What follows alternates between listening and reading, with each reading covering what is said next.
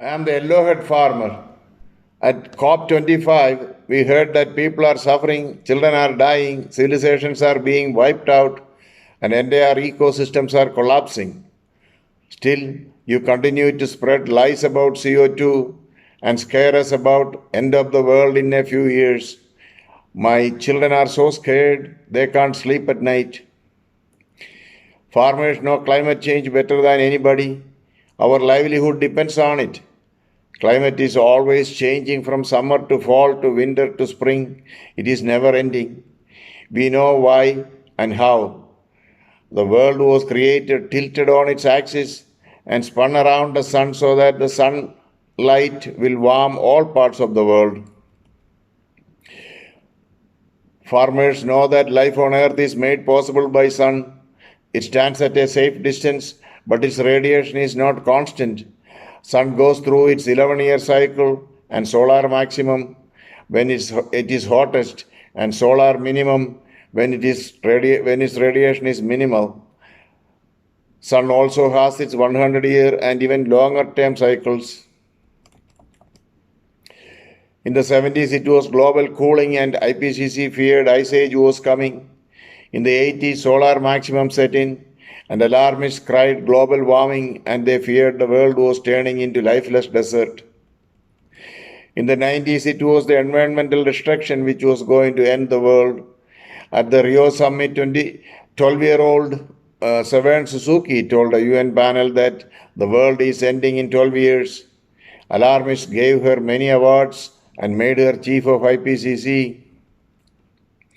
In the 2000s, it was global warming again.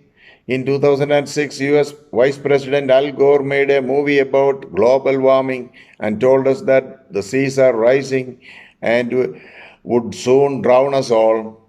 He won Oscars and Nobel Prizes and became very rich and famous, and he bought beachfront mansions and gas-guzzling private jets.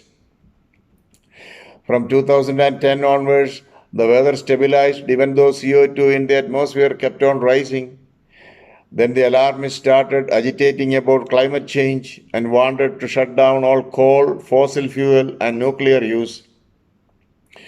A 15-year-old Swedish girl, Greta Thunberg, told the EU Parliament that world is going to end in 8.5 years because of CO2.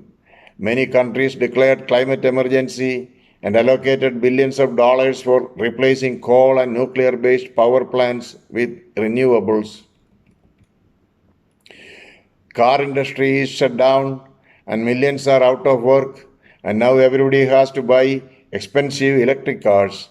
Greta was declared Man of the Year by Time magazine and was shortlisted for Nobel Prize. Oblivious to all these climate crisis hoax perpetrated by IPCC, farmers keep on producing food for the masses. Farmers do not worry about the God-given cyclic swings in climate. We look at TV and see millions of people protesting climate change. We ask ourselves, are they protesting against sun which gives us life on earth? Or are they protesting God who created the sun and earth? While patiently working the fields, we farmers have a lot of time to think. We understand the importance of CO2. We pump CO2 into our greenhouses to grow the plants faster and bigger. We know that our atmosphere consists of 78% nitrogen, 21% oxygen, and 0.9% argon. The remaining 0.1% consists of water vapor, CO2, nitrous oxides, methane, and ozone. CO2 makes up just 0.04% of the atmosphere, that is 4/100th%, a tiny percentage. The percentage of water vapor in the air varies based on temperature. At 30 degrees, for example, air can contain up to 4% water vapor. At minus 40 degrees, however, it can hold only 0.2%. Water vapor in the atmosphere and clouds have more profound effect on climate than CO2. CO2 and moisture are greenhouse gases. Moisture is 85% of the greenhouse gases. Even if the world shut down all fossil fuels tomorrow, the climate will not change. So farmers don't pay attention to the climate change alarmists. We keep pumping more CO2 into our greenhouses and growing more food. Climate hoaxers keep protesting the sun and the creator, and that provide us farmers with entertainment.